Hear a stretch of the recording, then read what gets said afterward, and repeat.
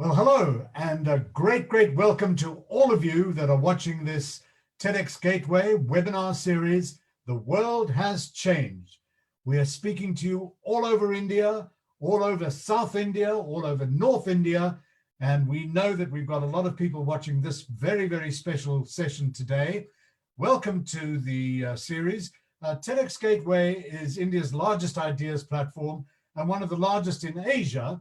And after 10 years of organizing conferences on ground in Mumbai, this digital series was created with an endeavor to bring together experts, visionaries, and thought leaders across different fields to your home to create conversations in these very uncertain times that we're living in. Over the past 5 months, TEDx Gateway has brought this series to more than 250,000 attendees with over more than 40 sessions. And before we begin the session, here are some house rules we'd just like you to be aware of. For attendees on Zoom, please type your questions in the Q&A panel in your screen below, and we really want to hear questions from you for our special guest today. The session is also streaming live on TEDx Gateway's Facebook page, which is www.facebook.com/TEDxGateway/live. And we'll be taking questions from the comment section as well on the Facebook page. TEDx Gateway, with its webinar series, has also started a new venture called The Edge Backstage, an exclusive session for select attendees to get FaceTime with our special speaker today, Mr. Ramesh Raskar. Do look out for a link in the chat box to register for this because it's limited seating and first come will be first served. So for today's session, we have someone really special. We have Professor Ramesh Raskar. Ramesh is a professor at the MIT Media Lab in Boston. He directs the Camera Culture Research Group. His focus is on artificial intelligence and imaging for health and sustainability. And these interfaces span research in physical, digital, and the global domain. And I would also just like to say, for those of you that wonder, how come Ramesh, our guest, is in Boston? Well, he was born in Nashik in Maharashtra. He then went to the College of Engineering in Pune and was a brilliant scholar and always someone interested in the future. So, ladies and gentlemen, boys and girls all over India and all over the world, would you please give a warm TEDx welcome to Professor Ramesh Raskar. Ramesh. Ralph, what a pleasure to be here. What a great pleasure to have you, sir, and wonderful that you're joining us all the way from Boston on the East Coast of the United States. Great to be here. Thank you, Ralph.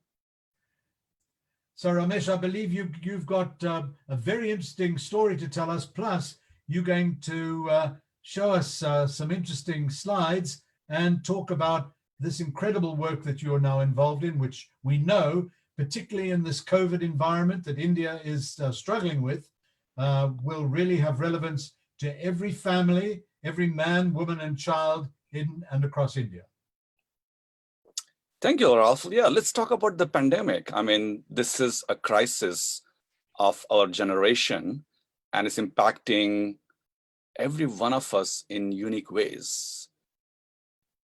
The main point I want to get across today is that to get back to our lives, the future of restarting lies with us and not with some external entity, the government, the big businesses, and so on. And we truly have the potential to make it happen ourselves. So, a lot of my work at MIT is about creating this orchestration among citizens while preserving privacy and personal freedom without a big brother system. And also we founded a nonprofit foundation, PathCheck Foundation, that's taking this mission forward. So let me tell you a bit of a story to get started. So, a few years ago, I was at Burning Man, the colorful festival, art festival in Nevada. And I saw this booth. If you walk up, it says, talk to God, kind of, curious. What would you do, right? Would you pick up the phone and talk to God? People would pick up the phone and there would be a guard on the other line. And if you went to Burning Man, a couple of years ago, the guard at the other end of the phone line had a very thick Indian accent, and that was me. Yeah. So, for days and days, I spoke to, strangers who poured their heart out, sharing their frustration, their stories, their desires, and so on. And it was a very moving experience, because I don't think I have heard so many personal stories and people expecting me to give them a piece of advice on this scenario. And what I realized is that every one of us is looking for this higher being without getting religious about this. Every one of us is hoping that there is this honest, impartial, all-seeing, all-knowing broker who, if this person or this entity has a view of everything that's going on, maybe they can nudge the right things, make the right things happen for everybody else. So we just believe in this. And I think, when I came back to MIT after Burning Man, what I realized is that that's what we need. We need kind of a new guard, maybe a guard of maybe a newfangled AI that's a honest, impartial broker that is all-seeing, all-knowing. But of course, we want to make sure that it doesn't infringe on anybody's personal freedom either, right? So if you think about today's epidemic, see how we handle a cyclone versus an epidemic. In a cyclone, we have this bird's eye view, literally a God's eye view onto the cyclone through a satellite. And then we have historic models of how cyclones have impacted. And then we can create a top-down solution of giving instructions to the citizens, flood warnings, and so on. And we seem to be addressing epidemic the same way we would address a cyclone, but epidemics are innocent people infecting other innocent people. And what we need is sensors, people themselves as sensors. So either the smartphones or questionnaires is the way to think about this. And that's why to deal with epidemic, it has to be a bottom-up solution where the citizens, the society can self-organize and help each other out. And this is a very key realization that for this pandemic, this epidemic, we need a bottom-up solution. And that's why each of us can play a role. So let's stop assuming that we can deal with this crisis the same way we deal with a cyclone or earthquake or anything else, and deal with this disruption in a new way. So many of you know about exposure notification case management. Use smartphones to understand the proximity, warn if you have crossed path with others, and then provide tools for public health and businesses for coordination.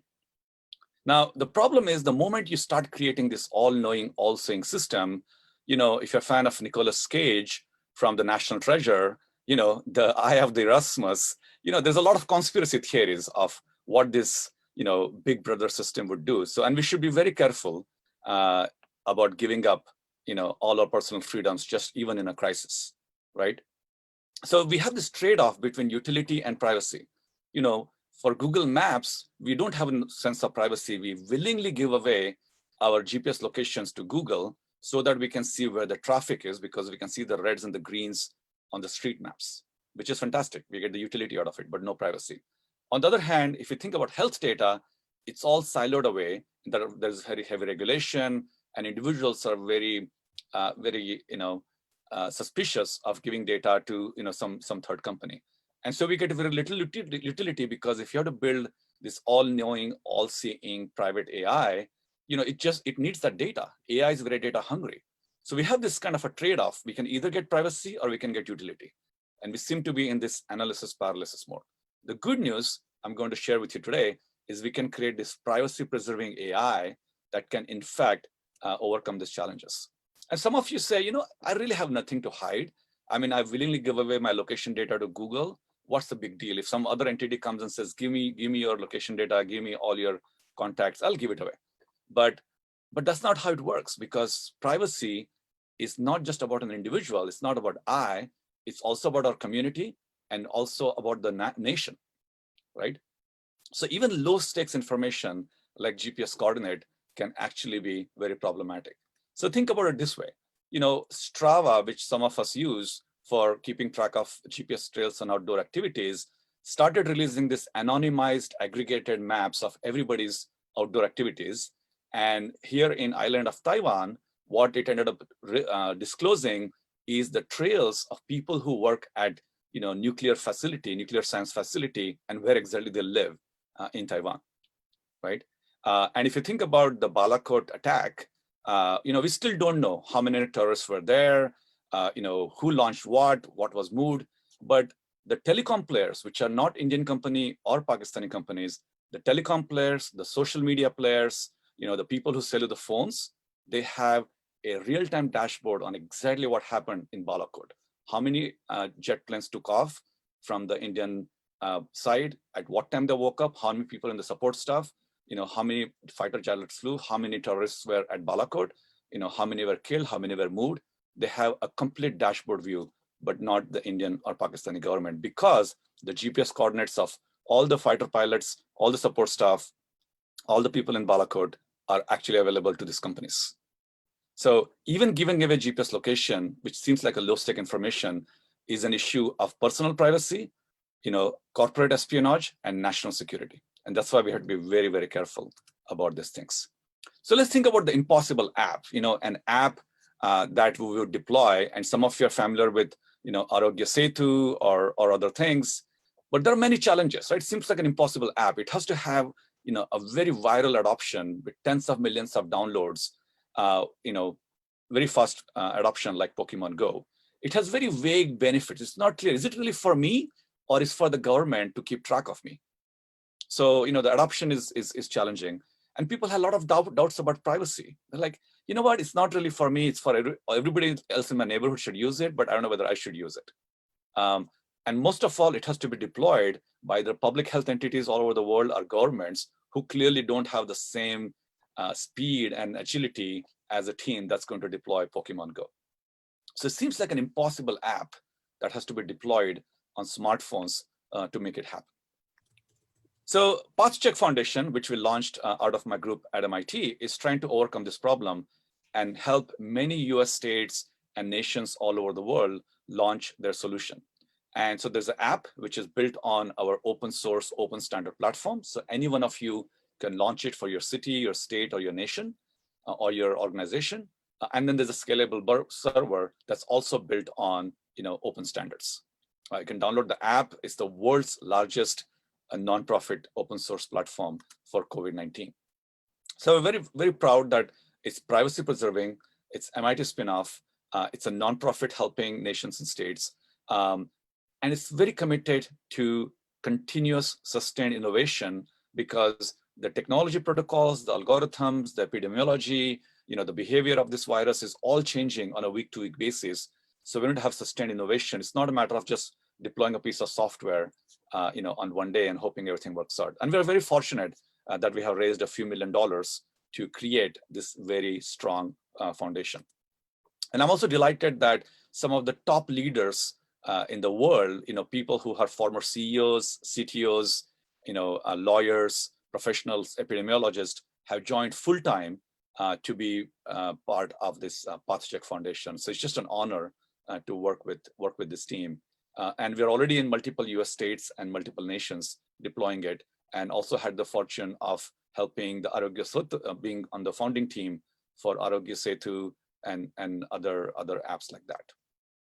So there's software, there's insight, and there's services, right? So it's not just about deploying software. And if you think about an individual's experience through the COVID-19, you need the exposure notification, you have to do triage of what services do you need. Do you need to get tested or not? The test can be positive or negative. What do you do after that? Do you ask the person to quarantine at 14 days? Maybe you're out of your quarantine. How do you exit and get back to the society? And managing all of this is very invasive in terms of personal freedom. It's, the shame of going through this process can be even more unnerving than the disease itself. So the question is, for individuals as well as businesses, how are we going to create this experience flow in a privacy preserving way? And that's where PathCheck really comes in. Without knowing your name or email address or national ID number or home address or your family member names, without knowing any of that information, can we create a solution? Because you would say, hey, it's perfectly fine to deploy an app because we are in a crisis, so stop complaining about things like privacy. The challenge is there are always groups of people who are fearful of law enforcement. They don't trust the government. They have been mistreated in the past. There's always something going on in everybody's life. And often these are vulnerable population who, unlike some of us who have white collar jobs and can sit at home, they had to be out there, they had to be in the field, and they're the ones who are going to likely to get infected innocently. And it's easy to blame them, saying, hey, you guys who are getting infected, you should give up your privacy and tell us everything you're doing. But they're the ones who are constantly persecuted by law enforcement and other entities. So they're the ones who are most fearful of participating in this orchestration. So we have to create a solution that makes people feel extremely private, as private as interacting, with your bank, for example. So exposure notification is not just about identifying contacts, but you do triage and monitor support. So today, if you see the left column, almost everything is done manually. And as you have 50,000 or maybe 100,000 cases per day, the left column is simply not possible to track it. As you have community spread, as you're infecting innocent people, infecting other innocent people that they don't even know, they're total strangers, we need a technological solution. And that's why I need a digital solution shown on the right. And so PathCheck, our foundation, is combining these approaches. So that brings us back to this conversation about privacy versus utility, right? You would say, why can't we just use anonymization and that's good enough? And that's shown on the bottom left. So as I showed you with Strava, even if Strava publishes anonymized aggregated GPS trails, it can still be terrible for individuals, corporations, and for national security.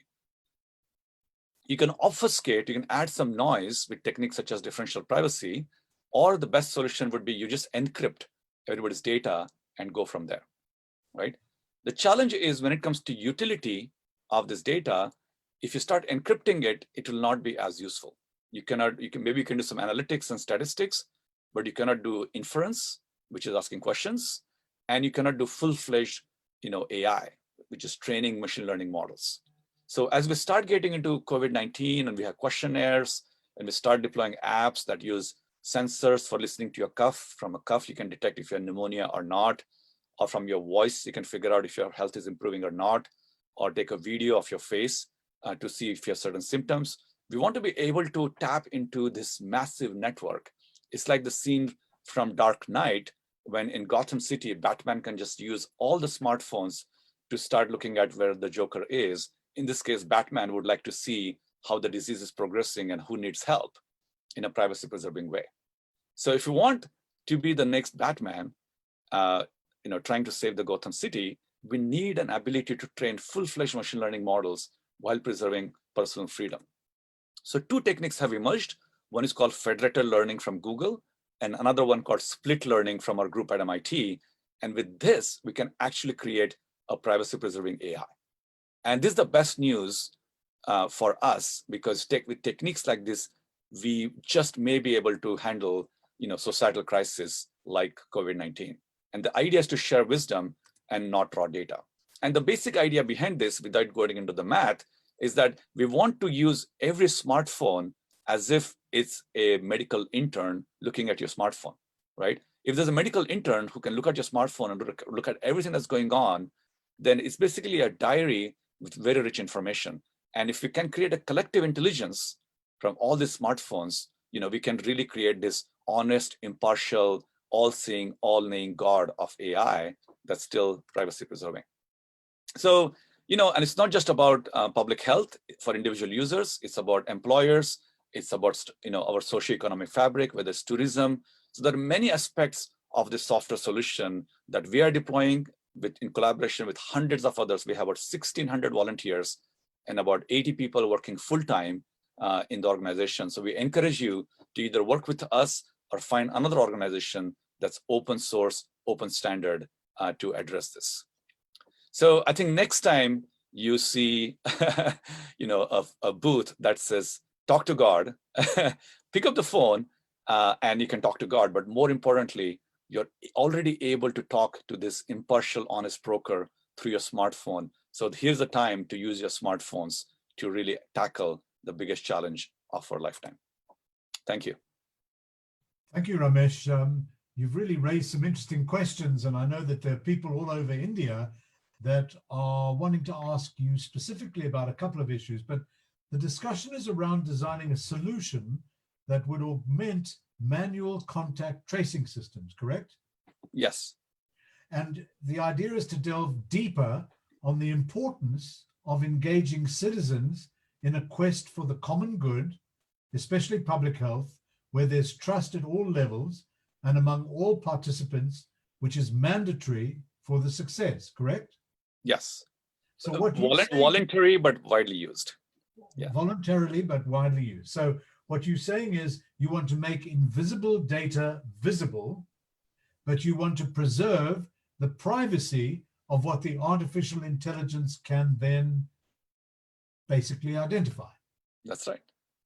So this whole notion of artificial intelligence, of which you've been one of the world leaders in developing this whole field from MIT, who would you say would be the best ways to make sure that the public is really protected?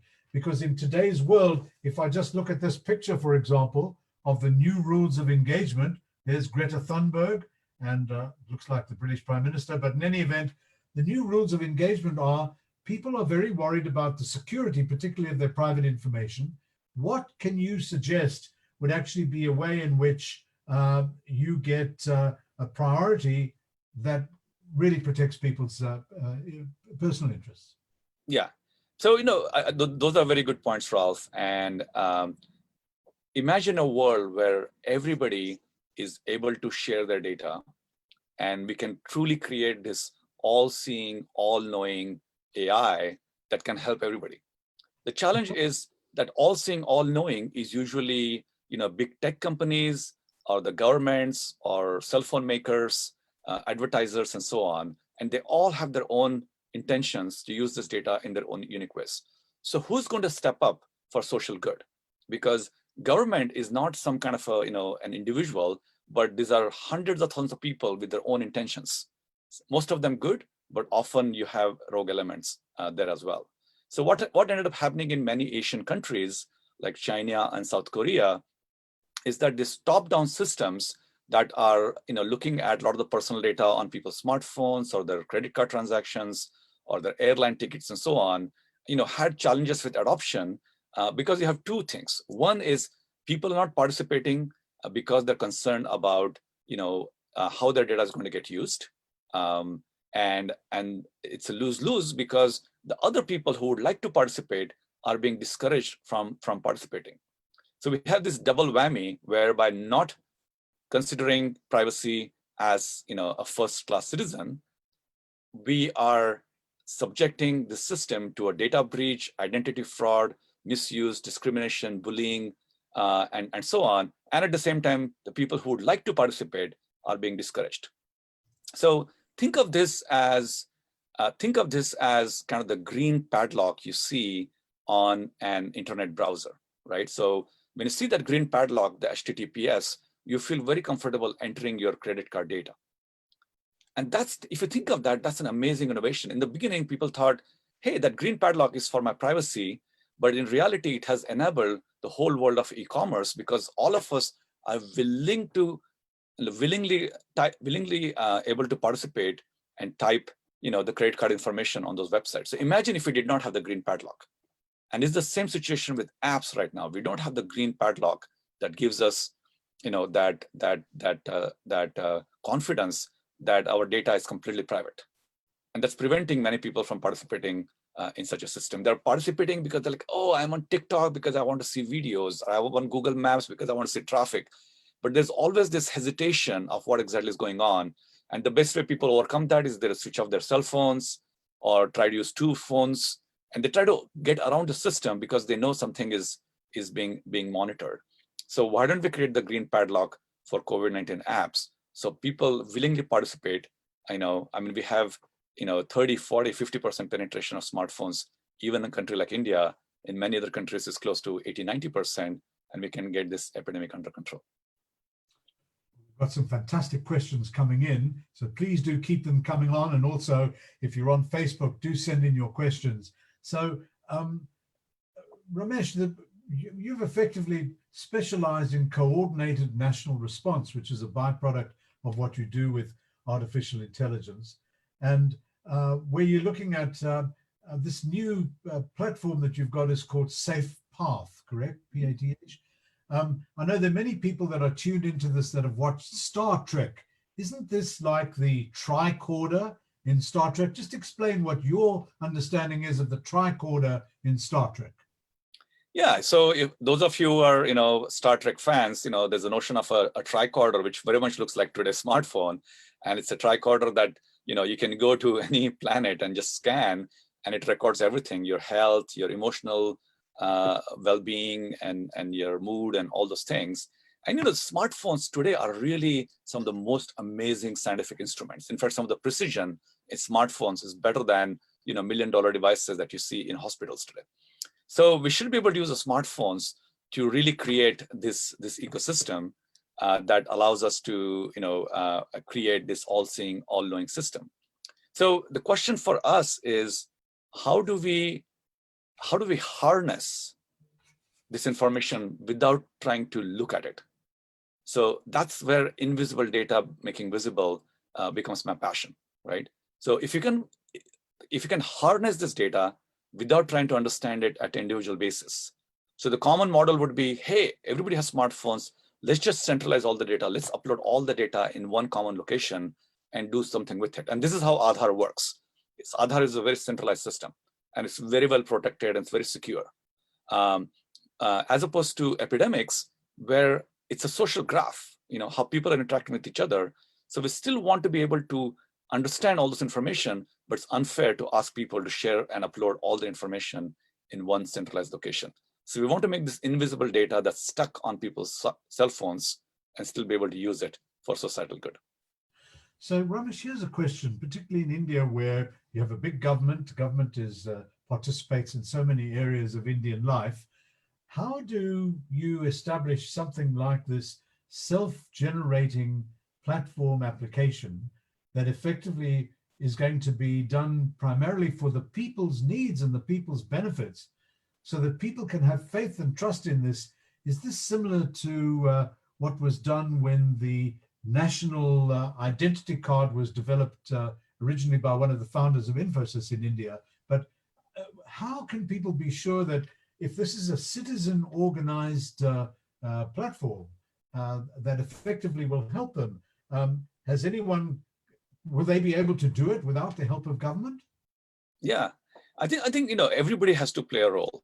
Government, large businesses, transportation, telecom players, individuals, small businesses, citizen groups, all of them need to play a role based on smartphones. And a lot of governments and large businesses, their first reaction to deal with crisis is let's centralize, let's bring everything together, right, and let's treat this problem the same way we would treat a cyclone, in a top-down command and control call center basis model. But that doesn't work in many scenarios. And if you look at India as a democracy, the reason why it works at all so beautifully, despite seemingly different voices and different opinions, is that the diversity itself is the strength. The fact that people with different opinions can talk and self-correct over time is the reason why it's such a robust democracy. And that's why we have democracy from the panchayat level to the city level to the state and of course the national. And that level of autonomy for individuals, what really works, right? So this is a society of a mind. And so even for Arogya Setu app, for example, a really good move by the team was to make it open source.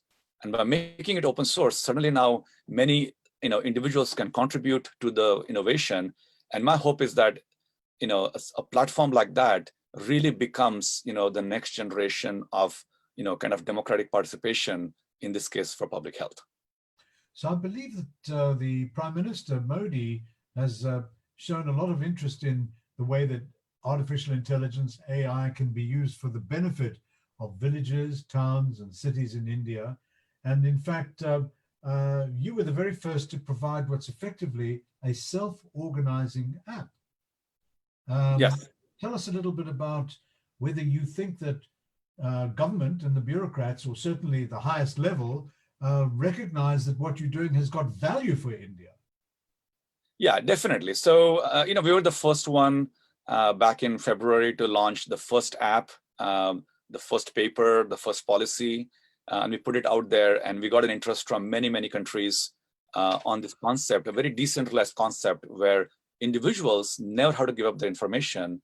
The infected individuals can share it in a very confidential manner with the government or health authorities, but the 99.9% of the population which is not infected at a given moment, can still benefit. So this decentralized model, where majority of population doesn't have to give up anything at all, and they get the services, we were the first one to propose that and launch it as a full-fledged app. So it was delightful to get call from the central government in India to see if an app can be launched in India with the same platform. And so, we got involved right in the beginning on the founding team. And it's been great to see how this team has deployed it, and most important of all, has gone open source.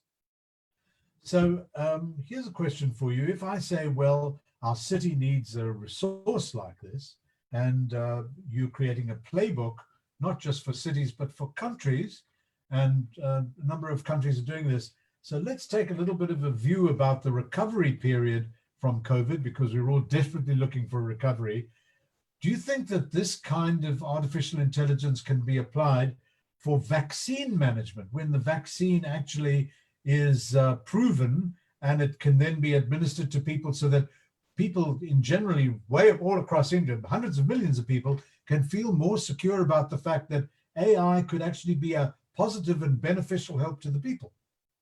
Yeah, I think that's a great question, and we need to move beyond just the contact tracing and think about how we're going to restart the economy, our schools, our businesses. When are we going to go back to stadiums and watch movies, right? Because it's not just about entertainment, but it's about the socioeconomic fabric of our society. So it's going to take quite some time for us to get vaccines, especially something that's proven and can be deployed to 7 billion plus people in the world. That's going to take many, many years, maybe 3 to 4 years before everybody's vaccinated. But before that, we have tests, we have drugs and so on. And we're hoping that, in the next few months, we'll have paper tests, something as simple as pregnancy tests available at workplaces and so on. So we need a digital management system that will allow us to get back to work. In China and South Korea, they created kind of this, red-green system where if it's green, you can participate and get on a bus and go to work, but if it's red, you cannot. And it's debatable whether that kind of a mechanism can work in a democracy, because people who don't have smartphone, or people who could be discriminated against, could be denied services based on a faulty solution or intentionally faulty solution. So we have to be very careful about how this red-green system, entry pass systems will work. But the basic idea can be achieved in a privacy-preserving way that doesn't discriminate against the underprivileged. So there are many problems to solve, and I want everybody on this call to start working on those kind of problems. Again, PathCheck Foundation is one open platform, but pick your favorite open platform. We are the largest in the world. And we have so many participants from India. Some of our big leaders in the organization are really talented people from India, working on research, working papers in AI for COVID-19, writing great software, even updating our website, creating public forum platforms, launching events. So, we have a range of people from all over the world, but also fantastic representation from India in PathCheck Foundation. So let's go to a couple of questions from our audience. And here is an interesting one from Manavendra Gokale. And he or she says, machine learning relies on learning. Does this not work against the need for speed in the case of a pandemic? How does it operate on data in a short time? And Manavendra actually comes from Mumbai. So how does this work with speed in the case of a pandemic? Yeah, Manavendra, that's a great question. And in a typical AI, it works in a very batch mode, because Over time, you collect data, and then once the data is large enough, you train your machine learning models, and then you test and validate whether the solution is working, and then you deploy. But in today's world, you don't have to do that. If you have hundreds of millions of smartphones of individuals, you can actually do so-called split learning or federated learning, where the machine learning is still running on every phone, and it's doing it on your phone already, by the way, for certain tasks. So the programs are running on every smartphone, and they're sending a bit of data, a tiny bit stream of data back to the servers. So the machine learning is happening in this client-server model. So think of them almost as a hospital and medical interns, but the medical interns themselves are like small machines. They're visiting hospitals, they're looking at radiology, pathology data, and the medical interns on their own are getting better and better and better. And because each medical intern is getting better, the hospital is getting better. It's the same thing here, that every smartphone is getting better and better and better. And because of that, this all-seeing, all-knowing, privacy-preserving AI, global AI, is also getting better. And so if you want to deal with COVID-19, we do not have time to collect those X-rays, collect those samples, collect the proximity data, and write papers about it, and go to conferences and present it, and then create a startup that will take those ideas and convert them. So we live in a very unique world. When I was in college, when I was in grad school, the idea to impact was a very long pipeline. You have an idea, then you write about it, you discuss it, maybe somebody picks up that idea in a startup or a big company, and they eventually deploy it, and there's an impact. But for today's generation, you don't have to do that. You can go from an idea to impact in a matter of days. You can participate in one of these open forums, open standard platforms like PathCheck. You can insert your idea in a code base. It'll get deployed to tens of millions of people, and there could be impact in a matter of days. So, this generation is so lucky, Ralph, that they can go from idea to impact in a matter of days. And I hope many of you will realize that, the power to make a change here is with you. Yeah, here's a good question from AJ Kumar. AJ, you haven't said where you're from, which city you're from, but nonetheless, how does your systems work in areas without smartphones or have poor network coverage? How do you develop confidence in those who don't trust such government initiatives, or where there's poor phone receptivity or connectivity? Yes, that's a great question. So on the government trust, clearly the solutions we are building at PathCheck can be used even in the most dictatorial regimes, where we have no trust in the government, no trust in law enforcement, no trust in anybody, and they should work even in the most dictatorial regimes. The same way when you see a green padlock, you know that if you're doing a transaction, even the most nefarious actors will not get access to your credit card information. The same way, PathCheck solution can be used in governments that we cannot trust. So that's the level of privacy, that's the level of security, and that's the level of confidence we need to create. The good news is that computationally, we can do that already. So there's no excuse not to do it. Your question about what about people who don't have smartphones, that's a good question. We cannot solve every problem we have, but epidemics, fortunately, is not like terrorism. It's not like we have to find every possible terrorist.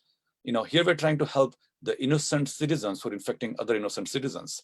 And because epidemics is a game of probability, as long as you're making a dent, 10%, 20%, 30%, if you can remove that percentage of people from infecting other people, you are making rapid progress. Of course, it would be nice if 100% of people participate, but our mathematical models show that even if 10 or 20% of people are participating, it already starts making a difference. More importantly, for those 20% of the people, they can go back to the economy and they can watch movies, they can go to restaurants, they can start participating in the economy. So it helps the underprivileged who are being impacted, especially the daily wagers, who cannot make money if the people who have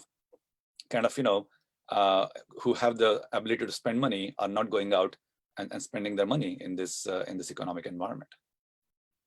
So here's a very interesting question from Vivek Pavar. Vivek sends this to us from Ahmedabad. Vivek, good question. And the question to you is this: how can I implement PathCheck? That would be the name of it in India, no? How can I implement PathCheck in my city, in What do you say? That's a great point. So yeah, just to be sure, Ralph, So MIT Safe Paths is a research project at MIT. And Safe then we path. Safe Safe path. Paths. And Right. then we launched a nonprofit called PathCheck Foundation. Right. And now PathCheck is the one that's deploying it. So if you're looking at GitHub for open source code, if you're looking for all the playbooks on how to launch it in your city or state, it's all on the PathCheck Foundation website, pathcheck.org. And Path so check. in Repeat that again, please. Path check. PATH Yep. CHECK .org. .org. Right. PATHCHECK.org, pathcheck.org. And so in Ahmedabad, if you want to do it, the good news is that you can go to the PathCheck GitHub, and it has all the modules: GPS, Bluetooth, QR codes, Wi-Fi. All those modules are available. You can download the code, talk to our team, and you can launch the solution in your city. In fact, we're going to have a developers conference very soon. And what we want is, if you're a startup, if you're a software company, if you're a citizen group, we want you to take the PathCheck code and build for-business solutions, for-profit solutions in your own city or in your own country. So please take the PathCheck code base and build for-profit businesses in your city. And we're giving you a whole playbook to actually make it happen. So if you have an employer with 5,000 employees and he says, hey, can you build a solution for me? Take our code base, we give you the playbook, go and sell a solution to these players. We have an alliance program. You can just sign up for it, and we give you all the tools to go build it. If you have a college with 5,000 students, 10,000 students, and you don't know how the system is going to work, go to PathCheck GitHub, download the code base, and we can help you launch these solutions. And actually, we have many large nonprofits that have merged with PathCheck to help it in South Korea, in Latin America, and some of the Indian teams as well. So it's just a fantastic kind of town square where people coming and helping each other and launching solutions for their universities, for their cities, for their workplaces, and of course their countries. So Vivek might be able to set up a group, go and speak to the mayor of his town or his village or somewhere in Ahmedabad, and try and get, say, a city council or a town council or the elders of the town to come together to be able to do that. That's the plan. I mean, for example, if the future of restarting the economy and people's good health lies with us and not necessarily only with the government, then what you're saying is that sensors and artificial intelligence, but woven into this platform that is very consumer friendly, but protects your personal data, is a way of going forward. Absolutely, and so anybody can go and literally take the solution, deploy in matter of days. In fact, when we work with states, we go from first discussion to deployment in 30 days now. So you can do the same thing for yourself in your town. But Ralph, it's also very important to realize that we need to have a sustained commitment for innovation. As we get into more tests, PCR test, antigen test, antibody test, vaccines, we need a sustained innovation in this space for COVID-19. And so PathCheck is really committed to that. So if you go to Ahmedabad and launch it in your city, you can be sure that as these innovations come up, you can continue to use them in your own platform as well. As opposed to going to a company and saying, hey, can you build a solution for our town or for our city or our country? Then you're locked away. You're kind of in a vendor lock because now you're dependent on the speed of innovation of this for-profit startup, as opposed to they tagging into the whole wide PathCheck platform. So the sustained continuous innovation through the open platform is what makes it really possible. And again, we want you to be a for-profit business, but based on this open standard platform, because then you can deliver a solution for that school or a college or a city or a government. But then you're still, anytime a new model gets released in the PathCheck central database, you can use that module for self-assessment, for testing sites, data streams of where people are getting tested, hospital beds. There are hundreds of things to solve in this COVID-19, Ralph. And I mean, this is a lifetime of crisis, Ralph, and I cannot imagine doing anything else in my life but spend every minute I have trying to solve this crisis. And I hope, and I'm sure many people on this call feel the same way. And so this is really a call for all of us to do something about it. The good news is that every one of us can participate and start helping the situation and build for-profit businesses at the same time, if you want. This is really revolutionary in many respects, where sensors that would be in your phone are people. Well, they're kind of like people. They're not people, of course, but sensors of people themselves, and smartphones provide the bottom-up solutions. Here's an interesting question from Tom Kozik. Now that name rings a bell, Tom Kozik, and he's sending this in all the way from, would you believe it, California. Tom Kozik, welcome to TEDx Gateway. And Tom's question to you, Ramesh, is this. While I trust the assertions being stated by Professor Raskar about the privacy of his proposed approach, there will likely continue to be fears and uncertainty by the public. Do you foresee a GDPR-like, that's a regulatory environment, where an individual can choose to opt out of having their data included in the machine learning? And if so, where's the tip-over point where opt-outs start to materially impact the validity of the AI insights and the machine learning findings? Good question, Tom. Yeah. So Tom, I just want to make sure when we mean by privacy, it's very different than confidentiality or anonymity. So if you think about the stack of personal freedom, confidentiality actually is at the bottom. Then there's anonymity, and then there is privacy. So GDPR, or the way we deal with our hospitals and public health right now, is just confidentiality, which means that we just have some legal framework that ensures that people who are handling the data are handling it in the right way. That's simply not enough, because there can still be data breach, there can still be rogue employees, and so on. So confidentiality on its own is not good enough. The next level is anonymity, which is you scrub personally identifiable information, but even that is not enough, as you saw in the example from Strava and Balakot and Taiwan, where even if it's anonymized and aggregated, they'll still leak information about sensitive individuals. What we really need is privacy. And by privacy, I mean, it's not a raw law, it's not a regulation, it's not a philosophy, it's not a promise, but it's computational, which means that nobody, not even the company that's providing the solution, not the cell phone maker, not the telecom player, not the government, nobody can see that information. And that's what the green padlock means on a browser, because when you tag the credit card information, even the company that sells you the browser cannot see the credit card number, right? Or your telecom provider cannot see that number. So GDPR is great, but that only stops mainly at confidentiality and a little bit of anonymity. But we're talking about a bar that's much higher than that, which is privacy. That means nobody in the world gets to know data about yourself. And that's the kind of promise. And again, we cannot do this in every possible scenario, because when you use your smartphone, of course, your telecom carrier at least knows that you're using the smartphone, or at least knows that you made a phone call. But at least you can make sure that they cannot hear the content of the phone call, although they know some metadata about which phone number you called. So that's the level of privacy we need to achieve, So which is much stronger than GDPR. Thank you very much, Tom. I hope that at least gives you some relief and you can relax just a little bit. Here's an interesting question from Chinmay Balerayo.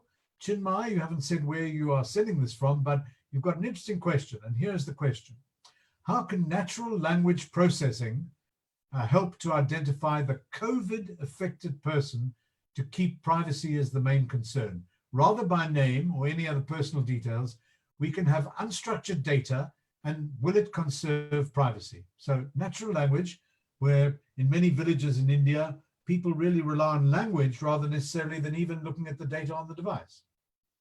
Yeah, Chinmay, that's a very good point. And all this technology, computer vision, natural language processing, speech recognition, diagnostics, time series data, all these innovations are very critical, because it has to be very user-friendly, whether we're targeting, a person who's not very tech savvy, as you're saying, maybe somebody in a village who, cannot read English or cannot even read the language, local language. So all these technologies have to come in. The good news with this privacy-preserving AI is it rarely matters what the underlying specific machine learning method we're talking about. It's pretty widespread. So you can use it for diagnostics, speech, video, text, time series, and so on. So, I mean, we want people like you who are familiar with technologies like this to join the platform and start contributing right away, maybe for a specific language or a specific geographical region. Here we've got an interesting question from somebody from Bangalore, M. Bhatt, B-H-A-T. And he or she says, we in ophthalmology working on connected devices for diagnostics with cloud-based processing and reporting. It is this data process model, is this an advantage or a threat when we're working with connected devices for diagnostics? I'm not sure if I understood the question, but I think the point you're making that, is technology a threat either to the professionals or the society? It's always a double-edged sword. And that's why we need to have conversations like this to make sure it's responsible innovation and not just innovation for the sake of innovation. And so that's why, all the human values that we care about, inclusivity, non-discrimination, privacy, confidentiality, consent, as well as dignity are all very critical. Whether it will replace some expertise that we have, I think there'll be always disruptions anytime technology is deployed at a large scale. So in ophthalmology, as some of you know, I have done a lot of work in ophthalmology, including our center in Hyderabad with Alvi Prasad, MIT Center at Alvi Prasad Eye Institute in Hyderabad, as well as our REDX Institute in Mumbai at Wellington Institute, and also the Digital Impact Square effort in Nasik in collaboration with the TCS Foundation, as well as the last time we spoke, Ralph, which is for the Kumbh Mela, we did in Nasik, MIT efforts with Kumbhathon. So, in all these areas, the fact that the technology can be deployed at masses is the key ingredient. And it's going to create some disruption, but hopefully it's a net positive. What is so amazing, Ramesh, about the way that you work and the way that you think, I mean, you, the individual that developed the Fem2 camera that took images at around 1 trillion frames per second, and then you also developed a camera to see around corners using bursts of laser light. I mean, you definitely, what's going on inside your brain, I'd love to spend a weekend inside there. It would be such an exciting place to be. But let's go to another question. This comes from Sona in Kerala. Lovely to have someone from Kerala. And the question is this: the current pandemic has forced much of the world into virtual workforce mode and adapt to the digital and virtual technology in all aspects. And as a result, cyber criminals have seized on the uncertainty of the current times to launch new and creative offensive practices. Aren't cyber attackers counting on stress and distraction to decrease our vigilance against privacy intrusions?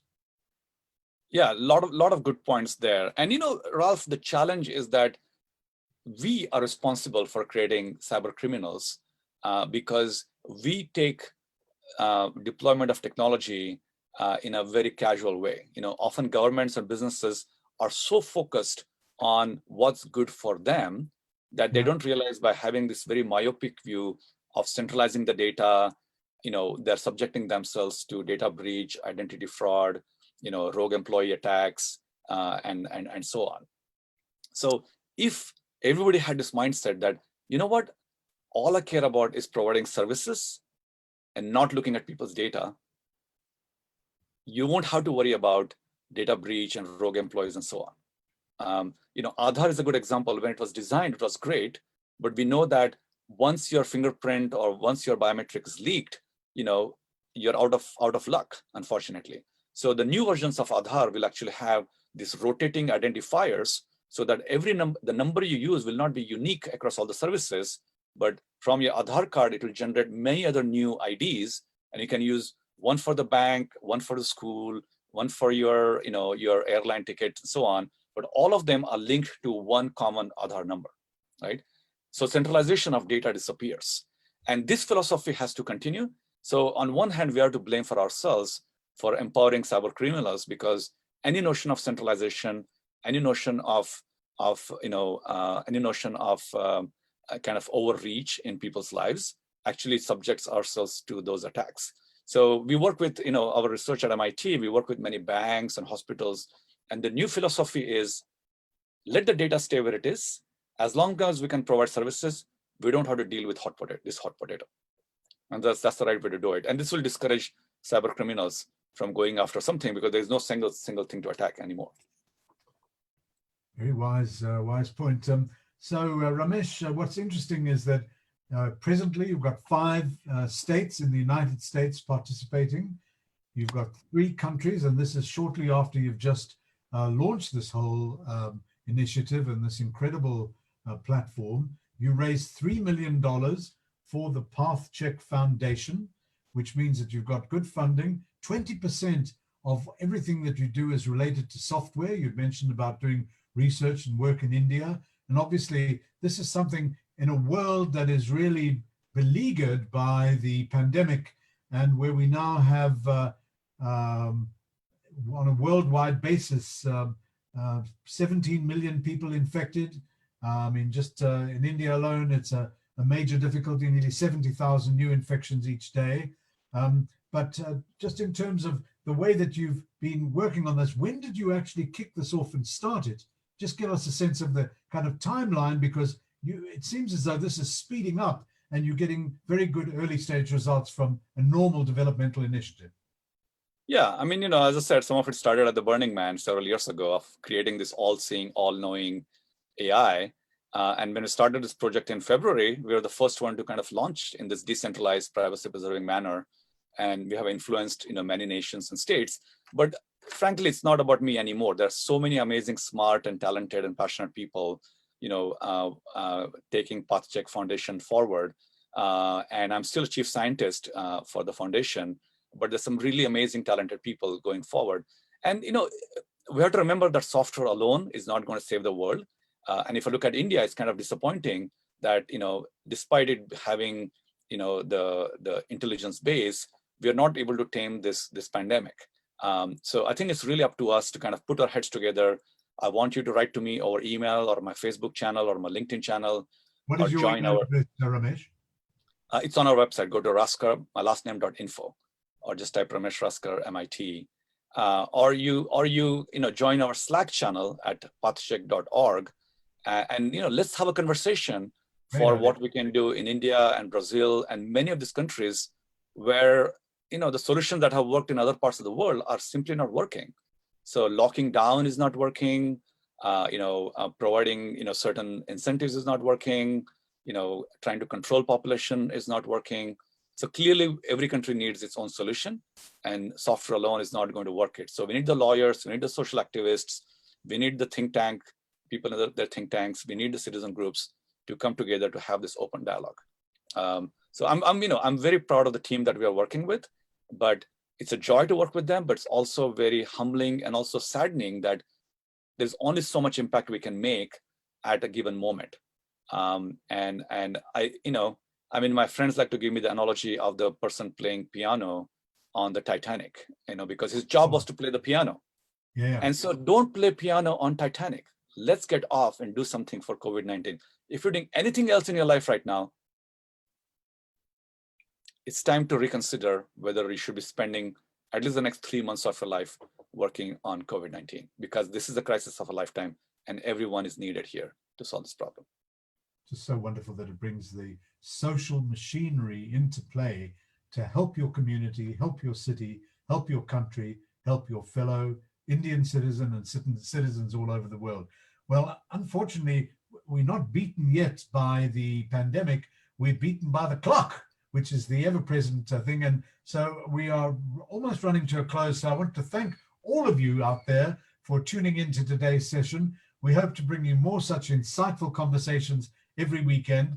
And we'll be kickstarting the special Edge backstage session for those of you that did sign up shortly. If you have registered, look out for the link in your inbox and head to the session now, as there are limited seats only.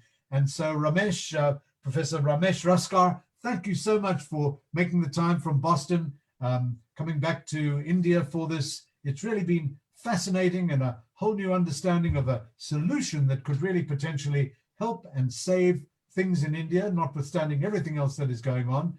I'd like to now bring onto the screen, Ramesh, thank you so much, Yashraj Akashi, who is the head of TEDx Gateway. Yashraj, would you also say thank you to Ramesh? Thank you, Ralph. Thank you, Ramesh. And Ramesh, it's always been a pleasure. I think we know each other since 2011 and 12. And I can tell you one thing about Ramesh. He is an amazing, amazing individual. And more importantly, though he disagrees, I think he's gifted. All of us here would have seen the kind of work he's been doing, the way he talks about it, the way he focuses on something, these wicked problems that he once told me that he wants to solve. And we were in a auto rickshaw going over a pothole in Andheri on our way to Pawai together. And he told me his philosophy about solving wicked problems. And I think he originally coined this thing that he said all the smart people are actually, trying to figure out ads and data for big companies, but no one's really solving these basic wicked problems. And I'm so happy that years later, I can tell you that there's one person that comes to my mind who is solving wicked problems and doing the best he can to his ability. And that's Ramesh Raskar. Always, always. You go to him, you'll come back with 10 ideas that are really, really important to humanity. And Path Check is too. So thank you, Ramesh, and thank you, Ralph. I think the combination between the two of you, I think cerebral, amazing, so much of insights, and it also takes in the effort of someone to pull that insight off. It's actually the relation that you both shared on screen was amazing. And I don't say this quite often on our webinars, but I think the two of you were so good that relation that you shared to talk about things that matter really would have benefited each and every attendee out here. And yeah, of course, again, thanks for all those people who joined in today and who are able to take time out. I know it's a weekday. A lot of people wrote saying they can't make it. They want to see it online. It's already online. The video is on facebook.com/TEDxGateway/live. You can go see it, share it, and tell people here is something that you can positively work towards solving a big problem that is facing right in front of us, the COVID crisis. Thank you again for all joining in, and thank you to the team. And I hope you join us this weekend too. We have the MD of Facebook India, Ajit Mohan, and Govind Raj, Etiraj in conversation talking about India's big chance to leapfrog in the digital age. I don't want you to miss this. Make sure you sign up on TEDxGateway.com/webinar and make sure you get yourself there on Sunday 23rd August at 6 p.m. IST. Thank you again, and thank you to the team that put this up. And thank you, gentlemen. Thank you, Ralph. Thank you, Ramesh. See you backstage. Thank you, Ralph. Thank you, Ralph, and thank you, Yashraj. Thank you.